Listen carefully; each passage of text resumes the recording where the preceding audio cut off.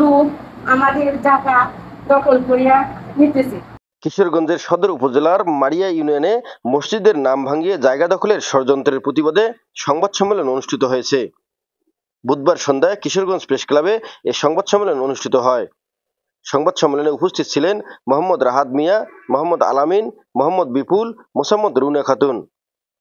লিখিত বক্তব্যে ভুক্তভোগী রাহাত অভিযোগ করে বলেন, পৈতৃক ভিটায় বাড়ি নির্মাণ কাজ শুরু করেন।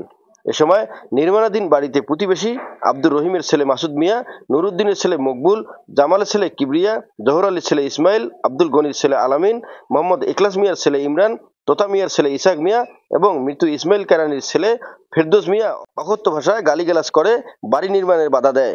এছাড়াও পরিবারের সদস্যদের হুমকি দেয়। এ সময় তারা বলেন, আমরা মসজিদের জায়গায় ঘর নির্মাণ করছি।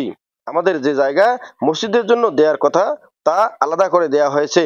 তারপরও তারা ষড়যন্ত্র করে ঘর নির্মাণের জায়গায় মসজিদের জন্য দেয়া হয়েছে বলে মিথ্যা অভিযোগ তুলছে। এতে মসজিদের বিভিন্ন ধর্মীয় কার্যক্রম ব্যাহত হচ্ছে। এ সময় তিনি অশুভ ও অসৎ এই কর্মকাণ্ডের বিরুদ্ধে প্রতিবাদ জানাতে স্থানীয় ধর্মপ্রাণ মুসল্লিদের অনুরোধ করেন। এ বিষয়ে কিশোরগঞ্জ সদর মডেল থানার ভারপ্রাপ্ত কর্মকর্তা ওসি আব্দুল্লাহ আল মামুন জানান, এ বিষয়ে একটি লিখিত অভিযোগ পেয়েছি, তদন্ত সাপেক্ষে ব্যবস্থা নেওয়া হবে।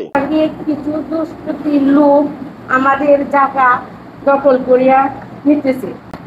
মসজিদের নাম ভাঙিয়ে আমাদের জমি দখল করার চেষ্টা করতেছে কিছু ভূমিদস্যু, চাঁদাবাজ এবং আপনার যারা এই যে বাতি নেতা হিসাবে গ্রামে চলাফেরা করে তারা। News channel 24 news desk.